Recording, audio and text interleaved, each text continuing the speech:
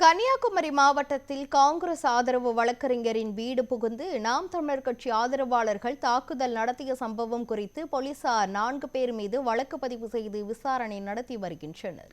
கன்னியாகுமரி மாவட்டம் கோழிப்போர் விளை பகுதியைச் சேர்ந்த வழக்கறிஞர் நெல்சன் சில கட்சிகள் தொடர்பாக சமூக வலைதளங்களில் வீடியோ வெளியிட்டு வருகிறார்.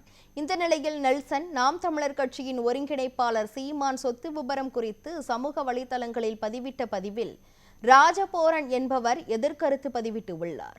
இதனைத் தொடர்ந்து ராஜபோரன் விற்பனை செய்யும் மூலிகை லேகியம் குறித்து நெல்சன் அவதூறாக பேசியதாக கூறப்படுகிறது.